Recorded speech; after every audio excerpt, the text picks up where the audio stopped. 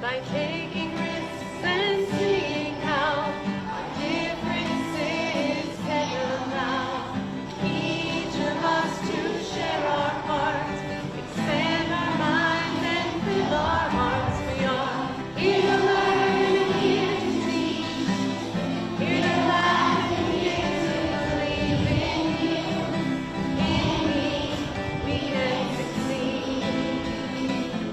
We are here to learn and here to teach, here to laugh and here to believe in me, we can succeed. Every time I see that video, I'm extremely moved by the coming together of our community, the elevation of student voice, the centering of learning for all people who are members of our community, our students and our faculty and our staff both coming together to learn from each other. And with that, I'm very, very fortunate to have the opportunity to learn from my assistant principal, Mr. Sullivan, who works closely with me as a member of the lower school administrative team to ensure that we at the lower school are always working towards joy, deep learning, and connection. So I'd like to introduce you to Mr. Peter Sullivan. Hi, good evening. Thank you so much, Lauren. I appreciate that. It is a pleasure to be with all of you this evening. This is my 7th year at Carolina Day School, and we are all in. My wife has been a room parent over the years. I've got 2 children that are currently in the lower school and thriving. Every aspect of the program is so good to our family and for so many kids. And I have a daughter in 2nd grade and a son in 4th grade. They both started in pre-K, and it's been magical ever since the first day of pre-K. So it is an honor to serve this community. It's an honor to work with Lauren. I will tell you that even in a pandemic, Lauren and I are having a lot of fun in the lower school. And we look forward to sharing some of that with you this evening. So thank you so much. That's true. Peter and I are both proud parents to Wildcats at the school. I have twins who are some of our youngest Wildcats in kindergarten. And one of the benefits of working with Peter is that we get to enjoy each other both as professionals, but also to watch our children learn and grow with each other. So I think one of the unique things about Carolina Day School is when you choose to become a member of our school, you also choose to become a member of our family. So we're really excited to have you guys here today. And we're excited about sharing some of our faculty with you today. This first faculty member is a cornerstone of the lower school environment. You're going to see her leverage all parts of our campus and ensuring academic excellence for our youngest Wildcats in kindergarten, using the outside woodlands to engage in deep learning about math while at the same time centering the child. You'll find that at the lower school, we're always seeking to do more than one thing at a time. So if we're working towards a social development, we're also working towards a specific academic outcome as well. And I'm excited to introduce you to the lovely Miss Ann Jennings. Hi, welcome to the virtual open house at Carolina Day School. My name is Ann Jennings and I'm a kindergarten teacher here. I'd like to share with you what we do in kindergarten in our math class. One aspect of our math that's very fun is our outdoor math. You know, math really is all around us, and we know that kindergartners are experiential learners. That is, they take in all of their learning through all of their senses. So if we combine this multisensory learning with the great outdoors, it creates a really joyful experience, and that is a great place to learn. So I'd like to show you through pictures some of the ways that we learn math outside. Let's start here. When you were a child, did you play hopscotch or Mother May I? We play these games in kindergarten at Carolina Day School. It's all about numbers and quantities. You know, when children, and adults also for that matter, are learning with their whole body, when they are fully engaged in an activity, their mind is wide open, they are taking it all in. That is the optimal way to learn. And that is the way that learning happens outside. We start our math at the beginning of the year with a nature walk, and we bring back in the things we collect, and we sort them and categorize them. We can make patterns with them. We can go on a field trip around our own campus and discover that there are patterns in our own world all around us. As we're learning about shapes, we could be learning about them in the classroom, but it's much more fun to take those shapes on a treasure hunt outside, around the campus, and find these shapes in the world around us. Another way that we do math outside is in our activity called collecting and designing. We give each child a number card. That shows the numeral for a quantity of items that we want them to collect. We go out into nature and they find that many items that are on their card. They bring those items back together and the whole class works together to create a beautiful design made with the things that they collected in nature. Here's a picture of students getting started creating their design. In more advanced math in kindergarten, when we're doing addition and subtraction and beyond, we can do that outside as well. We can show it with items that we find in nature. That's the concrete level. And then we can also write up those math sentences in the abstract. You know, when we take math outside, it's tangible. It's multisensory. It's a full body experience. Children are absorbing the math literally through their bodies. It is a great way to learn. Thank you. You know, one of the things that I'm most struck by that Anne says in this video is that when the body is fully engaged in the habit of learning, the mind is wide open. And I think that's a tenet of Carolina Day School throughout all grades, is that we really seek to open a child's mind such that they can engage in whatever learning is most meaningful to them, while at the same time gaining the foundational skills that are essential for them to navigate this world. Mr. Sullivan, I think, sees that as well, and many of our other teachers. I think the first grade teachers are also really, really uniquely prepared to make sure that children's minds are open and ready for learning. Yes, I would agree with you 100%, Lauren. You can find that in every grade, and clearly we're biased because we work at the school. But we're also parents, and so we pay attention to these things as well. But yes, going from kindergarten to first grade is it's a seamless transition for kids. First grade is when reading starts to kick in a little bit more, and math and writing. And we have such a gift of a first grade teacher. I've always said she's the quintessential first grade teacher with her voice and her mannerisms and her connection with children. She loves teaching outside. So just like our kindergartners get that experience, they also get it when they hit first grade. Again, on a personal note, both my children had Miss Buchanan, who's about to speak, and they both thrived under her guidance. So she is an Orton Gillingham Master, and it is with great excitement that I get to introduce to you Miss Christy Buchanan. Good morning, prospective Carolina Day School families, and welcome to our virtual open house. My name is Christy Buchanan, and I am a first grade teacher here at Carolina Day. This is my 16th year at Carolina Day and my 6th year teaching first grade. And I'll tell you a secret. First grade is my favorite. It's because of the growth we see in academics and independence throughout the school year. Reading is a major part of first grade, and we have friends coming in who are readers. We have friends coming in who are emergent readers. And we have friends coming in that still need that little extra layer of support. It's so exciting throughout the year to watch the kids see their own growth and be excited about it.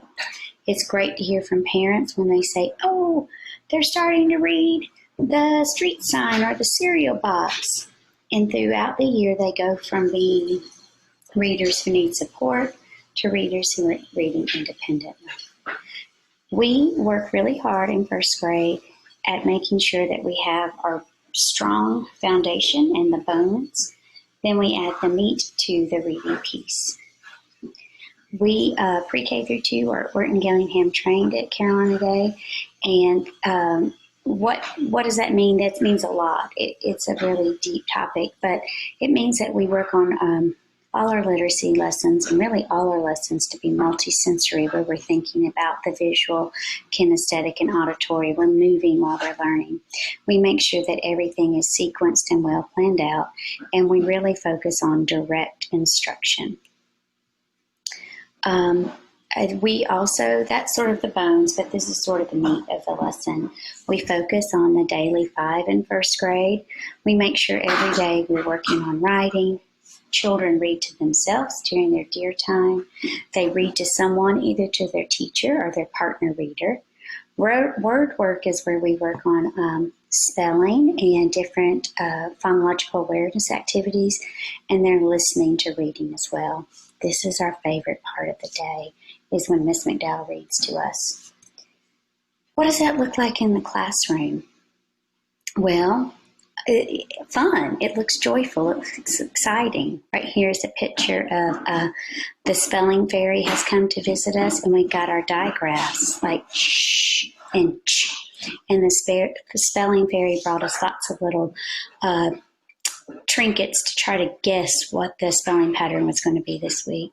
Here, this sweet little girl is just received her beanie, and she is reading a story to it and writing about her beanie and the story. It looks like parents reading to us. Even in these times, we have parents zoom in and read to us. And it also looks like literature all around the room for children to look at and read and explore on their own.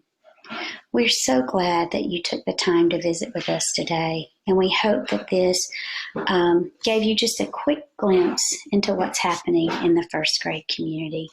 Have a wonderful afternoon. Take care. Bye-bye.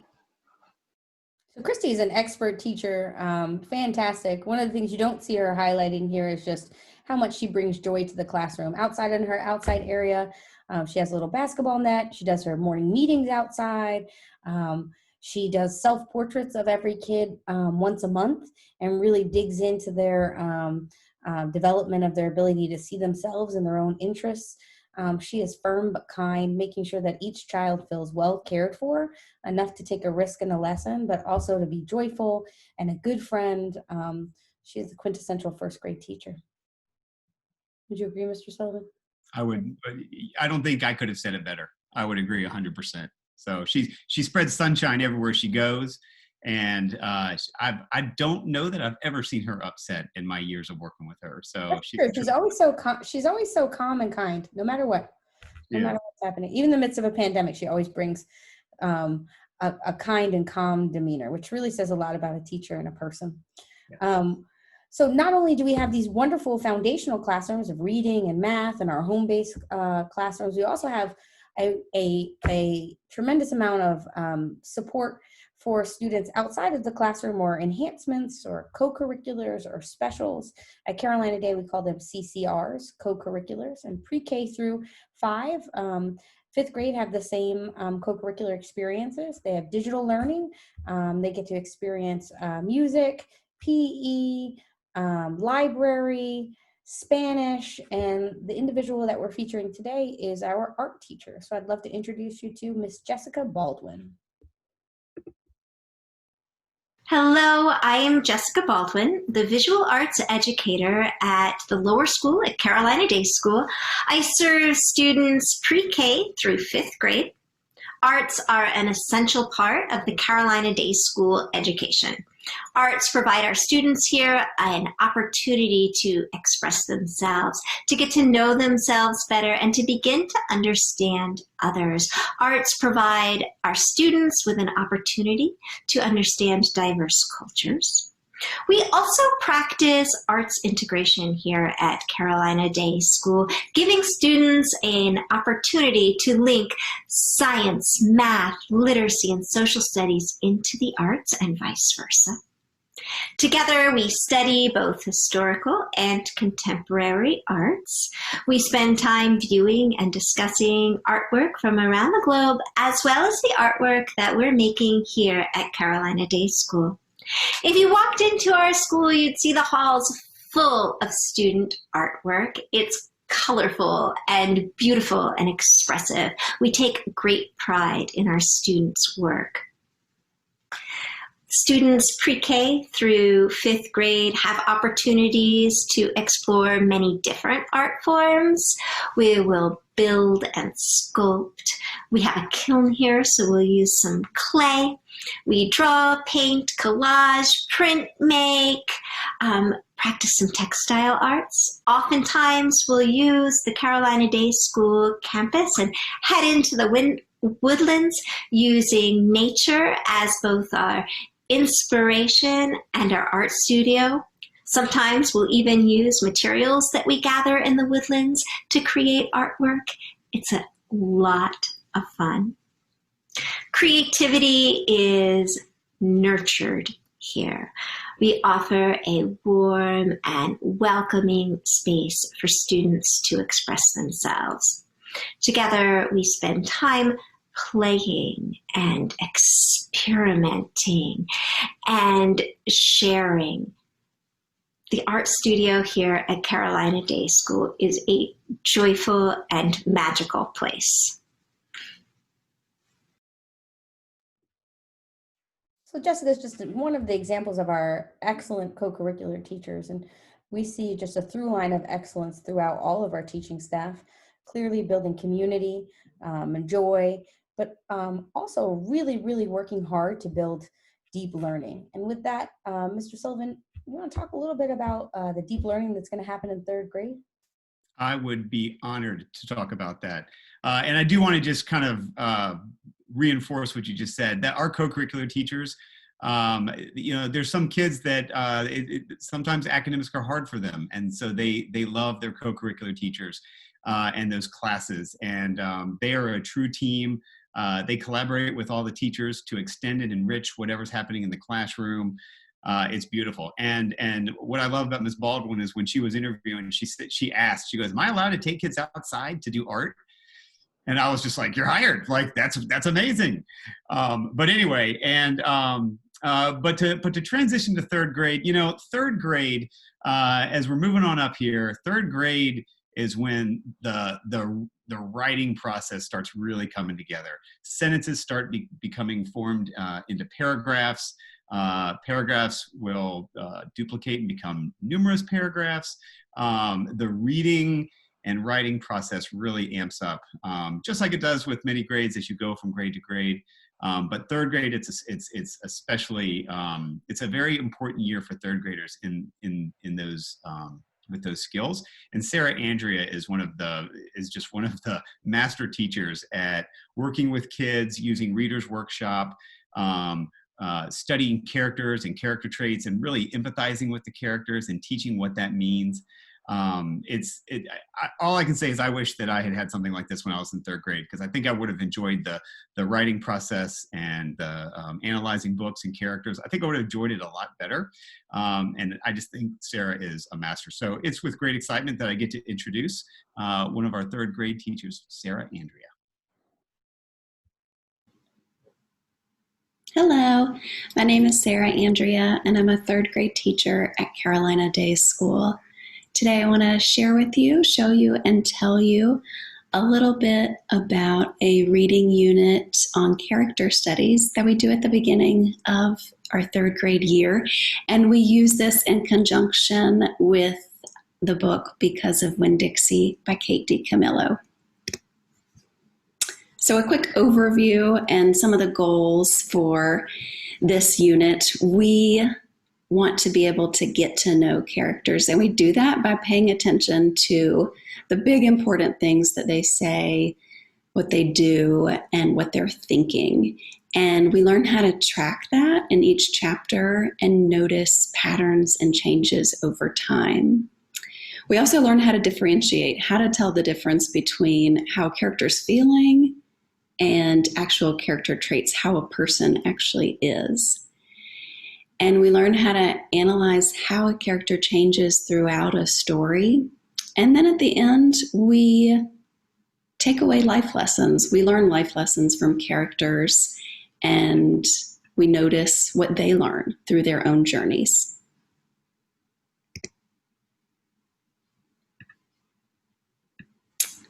So as we're reading the story, in each chapter, we learn how to notice the big things that characters do or say or think. And the way that we track that is by writing it down on sticky notes.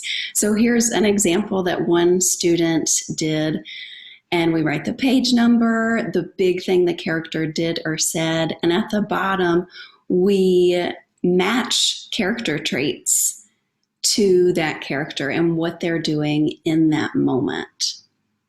And usually at the beginning of the book, this is something we all do together. And as students become more proficient with this skill, they gradually take on more responsibility and are able to do this independently by the end of our story. And at the end of reading the entire book, we take all of our sticky notes out of the book, and they're color-coded from the beginning of the story, middle, and end. And we're able to track and analyze how our characters really changed from the beginning of the story to the middle to the end.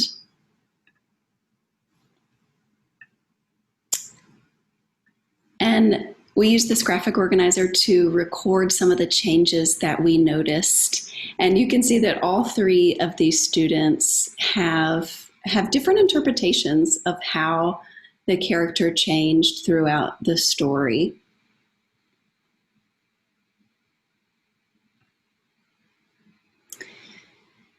And lastly, at the end of reading the book, we think about what lessons the main character learned from his or her journey.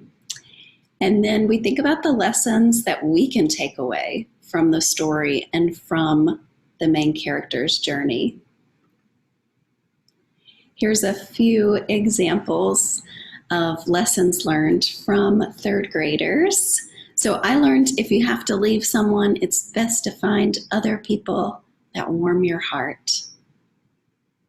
I learned from Opal that it's not always easy to make friends alone, because if she didn't have Winn-Dixie, she would be pretty lonely.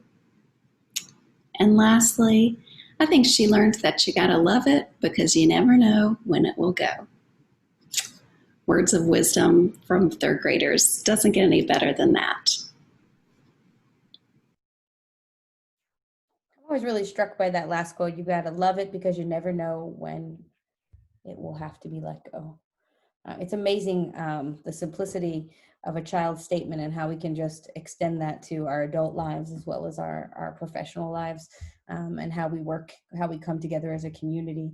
It just provides me with the opportunity to think about how children can have these profound insights that you can ultimately connect to your life as an adult. And I think that one of the hallmarks of the Carolina Day community is that we stop as adults to also listen and learn from children, because what we're looking for is a connected and experience that is a hallmark of deep learning. And what you're going to see next is a wonderful fourth grade teacher who really works very hard to connect all of her experiences with her students so that they're having deep and meaningful experiences in a given unit. Here they were exploring Langston Hughes. And Langston Hughes' poem is actually, where is it, Peter? On the hallway, in the fourth grade hallway? You want to talk about the fourth grade hallway a little bit? So one of the things that fourth grade is notorious for, and this has now spread to other grades, is something called making your thinking visible. And they believe in using a whole series of thinking routines and different procedures and protocols in the classroom to let students express their thoughts and opinions about the various topics that they're learning about.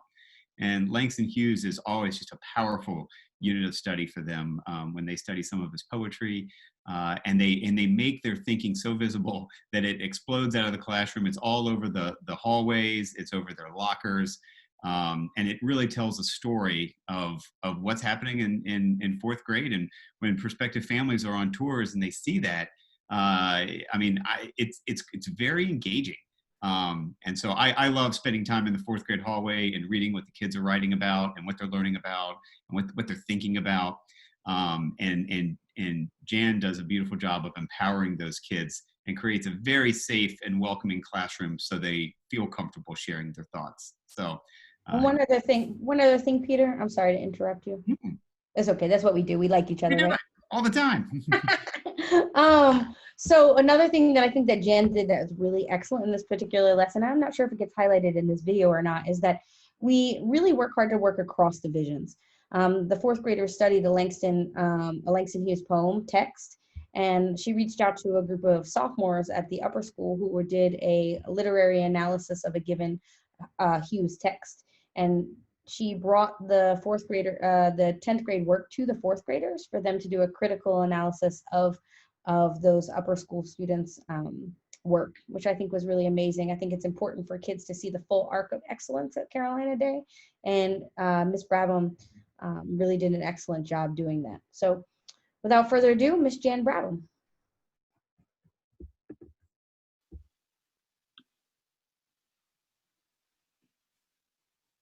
Hello, everybody. My name is Jan Brabham, and I am one of the fourth grade teachers here at Carolina Day. Today, I'd like to talk to you about connected learning in the classroom. Our daily instruction is rooted in the foundational skills of reading, writing, math, science, and social studies. We are always building on and solidifying the skills through innovative and creative learning opportunities for our students. We want our students to truly understand the content and find new ways to apply their skills. And while we may be studying maps and elements of geography, we find opportunities for our students to apply their learning in new and unique interdisciplinary ways. Here, students created autobiographical maps connecting our language arts unit on identity with our map studies unit in geography, with an art unit on contrast and filling spaces. Teachers are always looking for unique opportunities for students to bring their learning to life. We can define and explain concepts, but allowing our students to experience it for themselves solidifies their learning and allows them to apply their knowledge in new and unique ways. Interdisciplinary studies connects and strengthens their understanding because students do not see subjects in isolation. So once information is presented, we look for ways to bring it to life in other contexts. Through thinking routines, we make our students' thinking visible and assist them in forming connections between experiences, the knowledge that has been presented, and new opportunities before them to explore and apply that knowledge. You will see thinking routines all over the walls of the classroom as well as in the hallway. Here are a few examples of our students exploring and experiencing the science of sound. All around campus, we have what we call field trip boxes that are filled with supplies and instructions to support and deepen the learning of our students. On the playground, students can experiment with sound and how sound travels through materials. And this is just one of the many ways that we encourage exploration of learning. Next up, Ian Riddell, our STEM specialist, will discuss another interdisciplinary project that we developed together to combine literature, music, science, the science of sound, and art. Thank you for joining us. Hope to see you soon. I just want to pause and acknowledge a really organic moment that just happened. While that video was playing, Jan Brabham actually just walked into my office. She's still here with Mr. Riddell, who you're about to see, because she's so dedicated to her content that her and Mr. Riddell are downstairs in our STEM room right now, engaging in a professional development about how to elevate the next generation science standards in our community. So the fact that our teachers are doing that on a Tuesday night near 7 o'clock and they don't have to is just another example of the excellence that you'll experience at Carolina Day. Peter, I agree 100%. And those two, they do love to collaborate. They collaborate on so many unique lessons, and they're both so open to finding new ways to make connections across different disciplines. And if you ever are sitting in a brainstorming session with them, it just gets nuts. I love it. And they're just two outstanding and dedicated faculty members that definitely extend themselves to enrich the classroom. So it's awesome. I wish they would go home though and eat dinner. We bought them dinner. They're eating dinner. Oh, even better. Yeah. So Ian is about to extend the lesson on Langston Hughes rhythm and the cadence of Hughes's poetry to the application of rhythm and how that plays out using a particular science experiment that you're going to see him kind of walk you through that process. And without telling them anything about it, we presented them with this device, and we asked them to begin by listing all of the parts on this device. And so they were saying things like, I see weights, and I see a pen, and I see clips, and I see a table, and I see screws, and I see nails, and I see a ruler. And then we asked them to go back through that list of the parts, and we asked them to think about what the purpose of the parts was. Why is there a weight there? What does the weight do? Why is there a clip there? What does the clip do? Why is there a pen there? And after that was done, we asked them to connect all that up and to come up with some idea of what this device was and what it was meant for. So they are constructing their knowledge around this as Jan and Allison and I are supervising or massaging the direction of where they're going with this, but they're really constructing this knowledge for themselves. They're moving around the device and interacting with it. They're getting down on their hands and knees and looking up underneath it. They're noticing different details as they're allowed to come up close and notice things in close detail. And then we're putting all of that knowledge up on the wall using a thinking routine called Parts, Purposes, and Complexity. Although today, because this was the first time they'd done it, we only did parts and purposes. It's important for us as teachers to recognize that if we're doing a thinking routine with the students that they've never done before, we have to teach them how the thinking routine works, and that often involves scaffolding their work. So we focused on parts and purposes, and we left the complexities to them to sort of make the conclusions about and hypothesize or predict what they thought the device was for, which was essentially the complexities part of that thinking routine. We were collecting their knowledge up on the board. They were able to have a conversation, and Jan and I were scribing and keeping track of the ideas in a written form. When it was done and we fired up the machine, which is called a harmonograph, it starts generating drawings that look like this. They might remind you of a spirograph or some computer artwork. They're very detailed and mathematical and precise in what they put out. They're also very rhythmical, and you can start to see a rhythm in there, and that rhythm is generated by pendulums. You can see that there are pendulums hanging through the table down towards the ground. So those pendulums are pulling a pen around.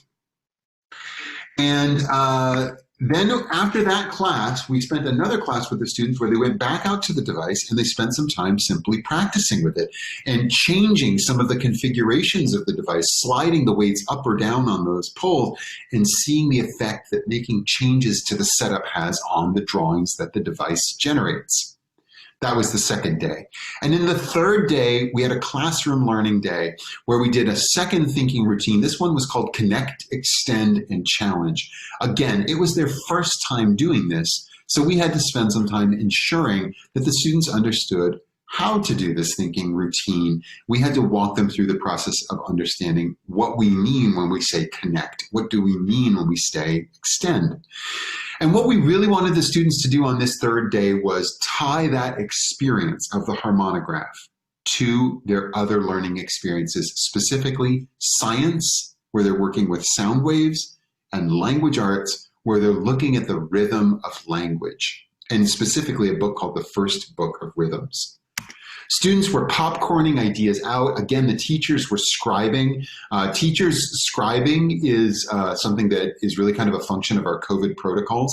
Since we can't have all the students coming up to the same board to work on the same board, the teachers are scribing. So the ideas were popcorning very fast. My handwriting is very scribbly, and I apologize for any difficulty you're having in reading what I wrote up there. But you can notice, if you look closely, that the students were making connections to recess. They were making connections to rocking chairs. They were making connections to their activities in quiet time. They were making connections to their digital learning class where they're doing computer programming. They made connections to geography. They were making connections to science and extending their science thinking. One student said, no two sound waves can be the same, just like no two drawings made on the harmonograph can be the same. So this is a very brief glimpse into the some of the ways that we are using scientific thinking and hypothesizing and predicting and putting that together and making some unusual oblique connections to topics like language arts, and exposing them to a complex machine and asking them to analyze that complex machine, break it down into its most simple parts, and then construct a meaning out of those simple parts. Thank you so much for spending a little bit of time with me today, and I hope you enjoy the rest of the virtual open house today.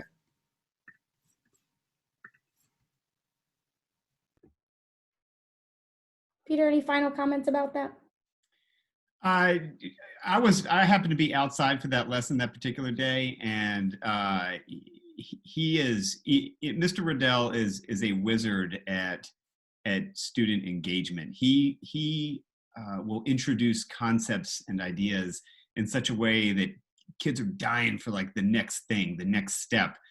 They're thirsty for it, and because I also feel I see it, but I also feel it as an adult. And when that harmonograph was out, and he built that, and it just fascinated me, and it's just yet another example of how he operates as a teacher and how he loves to meet with our faculty.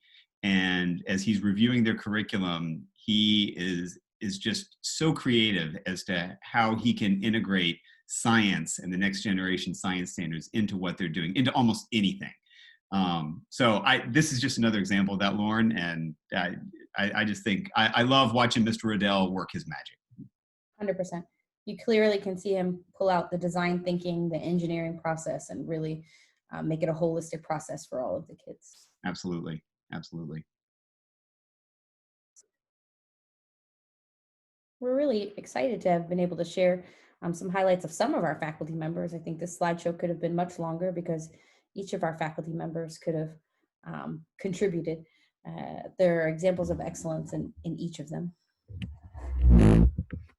I would agree. It's a great faculty to work with. We're extremely lucky, and it makes coming to work fun every day because everybody wants to be here. They want to try new things, and they want to keep kids at the center of all of it. So it's a great place to be. I think we're kind of coming to the end of the question and answer period, where maybe you guys have some questions for us. Why don't we, well, what I'd like to do is I'd like to introduce Michelle Nalen. Michelle Nalen. Michelle's in the house. Let Michelle come and kind of facilitate some Q&A for us. Hi, families. Thank you so much for being here this evening or this afternoon. What a great opportunity to have families get a peek behind the curtain. Whether you're just down the street or you're across the country, we have several families from all over the United States, and I just want to welcome you and thank you for taking this time. And I hope that, like you, like me, you were able to notice some of the things: depth, engagement, connect, extend, analyze, construct. I'm just so taken aback, and we do see this every single day, pre-K through 12th grade here at Carolina Day School. But I know that some of you have questions, and so we're going to get to that right now. And so, Peter and Lauren, I know that we talked a little bit about thinking routines. Tell us a little bit more about how that can extend, those thinking routines help us extend learning here at Carolina Day School. Sure. I'll start with that one, Michelle. Thinking routines, and I was not as familiar with them until I started working at Carolina Day School. And not only does our classroom, all the classrooms use them in different ways, but our faculty use them as well. We were in a recent faculty meeting, and we were meeting outside to keep our distance. And Lauren went around and had all sorts of large sticky papers up where faculty could come at safe distances one at a time and respond to certain prompts that we were discussing. And that's no different in the classroom. And there's so many different thinking routines out there and some can come out of Project Zero out of Harvard, some come out of Responsive Classroom. And it's a great way to give children and adults a platform to share their thoughts in a safe and comfortable way, because and we were discussing this morning at the other virtual open house, but it can be vulnerable to share your thoughts about particular topics or your opinions about characters, when we were talking with Miss Andrea earlier about third grade. And so teachers provide this safe space for kids to express their thoughts, and sometimes it's just turning and sharing with a partner nearby. Sometimes it is done in silence, so no one voice overtakes the room. But it's just, there's so many different thinking routines out there. And I think that's a really great question to ask, because I think we take it for granted because we're marinating in thinking routines all day long in our building. And so I'm really glad somebody asked that so we could clarify what that is, because I do think it is an important element of the classroom culture here. I just want to hit it home a little bit in terms of, like, we really value skills and foundations, and they're imperative to all learners. We want all of our learners to be highly successful readers. However, we're in a 21st century environment that really requires our students to deeply engage critically with the world around them, which means that we need to teach them tools for metacognition, so that they can be aware of their own thinking, so that when they move out into the world, they can weave together the ideas of themselves, the ideas that generate from themselves, their peers, and to others, so that they can change the world in whatever way that they see fit. And thinking routines is an example of moving students away from low-level rigor to high-level rigor and application of foundational skills in a really critical and meaningful way. Mm-hmm. That's a beautiful punctuation mark, Lauren. Thank you, Peter and Lauren. That's awesome. We just had a question about a world language. I know that you mentioned Spanish earlier. Would one of you like to talk about our really comprehensive and amazing Spanish program here at Carolina Day School? Peter, you did an excellent job in our morning session talking about our lovely Spanish teacher. The nuts and bolts are that we have a pre-K through 5 Spanish program where all students have an opportunity for Spanish acquisition, but also the opportunity to experience the broader Latinx diaspora through the experiences of specific cultures. Do you want to tack onto it a little bit? Yeah, Senora Blanco is just like many people we've talked about tonight, she's a breath of fresh air. She loves what she does, and you can tell that in the second that you walk into her classroom. She is high energy. She, to be able to teach children from pre-K through 5th grade, it's a wide range of ages, and she is able to just navigate that beautifully. All of our kids starting in pre-K have Spanish. I think it's a fabulous, sometimes our parents are surprised that our pre-Kers have Spanish, and they love it. They love class. Senora Blanco is a native speaker, and so I think that makes a huge difference with language acquisition, with kids understanding what they're learning. And B, as Lauren did say, she really focuses on culture. She doesn't just want to get kids to know the colors and the numbers and how to say certain phrases, but she goes deeper. She gets really into the cultural piece. She's passionate about that. While we were talking about thinking routines and making your thinking visible, when she does these projects on culture, like it just explodes out of her classroom into the hallways. It hangs from the ceiling. It's right around the corner from 4th grade. So as you're walking through by Spanish to 4th grade, you're going to have to plan some extra time because there's a lot of stuff to be absorbing. But yes, our Spanish program is I just think it's phenomenal. Thank you, Peter. Yeah, thank you both. So we have another question here. Tell us about ways that parents can get involved at Carolina Day School. So our parents are amazing. And Peter and I are both rushing to answer this question. Yeah, I was like, oh, Lauren, beat me. Because we're both really excited as administrators to have the full support of our parent community. I can tell you as a principal, I get asked 2 questions regularly. How are you doing professionally and how can we support you? And also, how are you doing as a parent and how are your children? And I cannot tell you how deeply meaningful that is as an educator, to have the parent community that I serve equally care about the children that I have. that is unique and special. And I think something that has been honed over time at Carolina Day. But our parents are awesome. They show up in so many different ways, from Halloween parties to Valentine's Day parties to parades, to the holiday hoopla, to bouncy houses, to raising money for our community, to ensuring that our teachers are well taken care of. We had coffee and donuts. We've had special meals. We had a letter writing campaign. I can say without a doubt that our parents really wrapped their arms around our entire community without fail.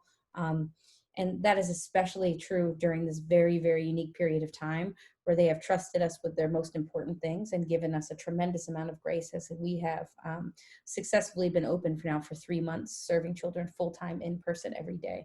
And the support of our faculty and our family have truly made that happen. Yeah. Our parents are amazing. The families are amazing. And like I said, like we were saying earlier, like Lauren, you used the word family. We are all in this together. We are one big family. And especially during this unprecedented time of being in school, even when our parent volunteers can't physically come into the building, they're there. Like, they're present, they're engaged, they are helping. They're doing parties in a box and dropping them off, and they're finding new and creative ways to get involved. But we can't do this work without the parents, without their support. It's just pivotal. And some have some extra time on their hands and they can give, others don't, and that's okay. We will always just take what we can get, but we can't do it alone. It is imperative to have that partnership. I agree. Thank you guys both so much. We have another question here about how much homework happens at Carolina Day School. Sure, I think that Peter hit this a little bit this morning, but the one thing before Peter talks about it in terms of what actually happens, the frame that I really want to make sure that we provide is that we want to make sure that any sort of homework that's occurring at home is an extension or an enrichment opportunity or an opportunity for kids to enjoy a component of their learning.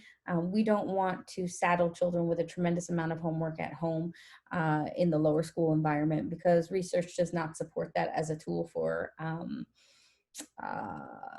deeper learning. Our job is to make sure that your kids are doing that heavy lifting at school 6 hours a day, and then when they get home, they have an opportunity to refresh and re-engage with things that are deeply meaningful to them and important, but most especially their family and their friends. Yeah, this is, I second everything Lauren just said. This is a hot topic across the nation, and it has been for years. And I feel that one of the things that I love about Carolina Day is that even, you hear the word differentiated. It's a buzzword in education. Lots of people like to say it, but it's hard to do. And it takes skill and it takes practice to differentiate your instruction. But what I have seen our teachers do is to differentiate homework as well. If they feel that there is a skill that needs to be practiced a little bit more, that's not quite secure, they might assign some light homework that night, but it might not be the exact same for everybody in the class. It might be that for one particular child, they're going to work on 5 problems at home when it comes to long division, and these other kids are going to work maybe on 10. So it's differentiated. It's prescribed, if you will, but it's definitely not busy work. That is not something we as a school believe in, just to have it, because there are people out there that affiliate homework with rigor, and that is just not the case. So it is assigned when it's necessary, but like Lauren said, the beef of the lessons of what these kids are learning, the beef of that, the majority of that happens at school. But reading is always homework. Very, very important. We do want our children to read every day, and that is a fact. That's a fact. And so we also have a question here about if we could give a little overview about pre-K at Carolina Day School, one of the happiest places on earth. Sure. Pre-K is about kindergarten readiness, ensuring that students are ready to be prepared for kindergarten social, emotionally, and academically. We really value learning through play, but curated play. So we work really hard to curate our environment to ensure that kids are doing things that are going to accomplish 2 tasks. That could be increasing their frustration tolerance, while at the same time sorting a large number of objects, completing a hundreds board, practicing specific sound letter correspondence. So working really hard to develop children's gross motor, fine motor, social emotional skills, while at the same time ensuring that they have the academic skills necessary to be successful in our kindergarten learning environment. You're going to see some quintessential events, traditions in the pre-K environment that are long-standing here at Carolina Day, and I want to give Peter an opportunity to highlight some of those. Yes, pre-K is magical. I think adults want to go back and kind of do pre-K again. Our early childhood education building is situated in such a unique place that in front of it they have their own size appropriate playground, and then behind it is this beautiful many acres of woodlands that we call the woodlands, that is for just free creative play. There's no playground structures back there. It's just trees and mulch, and the kids build forts and they run and they jump, they play on stumps, because play is the work of children. And so, and then when you mix that with some amazing annual traditions, we just had the monarch migration that was back at the end of September, it's about a little over a month ago. And you know, all of these traditions we've been like, this particular year, we've been like, can we do this? And our teachers have gotten so creative in finding ways to make these traditions happen, even in a pandemic. And so that is one of the beautiful ones. And they spend a lot of time studying monarchs. We have milkweed that we plant that's right outside of their building. They actually get to raise monarchs into butterflies, and they release them. And then they have this migration. And then it's a celebration after that. And they migrate all over our campus, and we call it migrating to Mexico. But it's like the cutest thing. They make their own wings. And then it's a tradition in our school that if you stay pre-K all the way through 12, which we want everybody to do, when they're seniors are invited back each year for the migration, and the seniors get to be a part of it, and they keep their wings and their little head antennas that they make, and they get to migrate with the pre-K kids, and they get to share their stories when they were in pre-K. It's just awesome. It's like what Lauren was talking about with fourth grade collaborating with our sophomores. It's one of the beauty and one of the big benefits I feel of a pre-K through 12 independent school. And I can't overstate this theme of connected learning, meaning that, you know, we obviously have play and outdoors and wonderful things, but coming to Carolina Day School means that we are working to ensure that all students are prepared for whatever learning environment they choose to go into later. So that means social emotional awareness, but also very much so academic mastery to ensure that they are ready for whatever environment they choose. We believe in opening doors and opening windows for kids, and that requires both academic rigor and social emotional development. 100%. Well, I have one last question from a very special attendee, and he wants to know about PE and sports in fourth grade. So this is going to be our last question, and I know that we have others. I also want to let folks know that we are recording this, so we're going to share this recording with you. But Peter, I know that you can answer this great question because you have a lot to do with all of these things. Yes, well, so our kids are active. They're outside a lot, which I love. And I earlier this morning I shared the story that, like, when my kids, it still happens today, but when they were in pre-K and kindergarten, they would come home filthy. Like their shoes, when they would take we had to implement a new rule to take your shoes off outside because of all the stuff that fell out of their shoes, the mulch and the sand. So they're outside playing a lot. We have kids have recess every day. They do brain breaks and snack breaks every day. They do have PE. We have an amazing PE teacher, Coach Wilcox. And right now he is teaching the majority of his PE classes outside. Mm-hmm. And you know, before COVID, he did a lot of indoor teaching in the gym last year, and this has opened up a whole new world to him and new games to play with the kids. And you know, and I hear it from my own children on how excited they are to get to do PE inside when it's raining, but outside most of the other time. So, which is great. Sports, it's a great question, and it's a question where I'm going to answer it in two ways. I'm going to answer non-COVID, and then I'm going to answer COVID. So in non-COVID, we have it's called Play for Your School, and it's a beautiful partnership that we have with a couple organizations in town that allows us to field Carolina Day teams in their rec leagues. And so our students get to play with their classmates. They get to have their practices right here at school, right after school. In the fall, we do soccer. We partner with ABYSA in their rec league, and we put together soccer. I'd say about 40 to 50% of our kids participate in that on a normal year. And we offer soccer in the fall and in the spring. And there's typically one practice a week and one game on a weekend. But as of this fall, we were not able to do that because ABYSA had not cleared their safety protocols in time for us to make that as an option. We're going to revisit that in the spring because we also offer soccer in the spring. And then in the winter, we offer basketball. We partner with the YMCA and their rec league. And again, we're able to field Carolina Day teams. And we can put them into their rec league, and so our students get to play with their friends, which I think is a great benefit. It's someone on this call coaches, right? Did you say that? Say that again? Someone on this call coaches, right? Oh, I hope so. I mean, you, I hope so. You coach. I do, yes. I had no idea that when you had children, all of a sudden you were going to be signed up to be a coach with sports you have no idea about. That's a great, but in all seriousness, Lauren, that's a great thing you bring up. All of our coaches are parent volunteers. And so it goes back to that family sense that we have here. And there's nothing I like better on an autumn afternoon, seeing 100 kids out playing soccer with parents and having a great time. It's a great program. It's about equal playing time. It is competitive, but it gives everybody a chance to play and participate. So it's a great program. It gets kids interested in sports. It provides a safe place for them because it's here on our campus.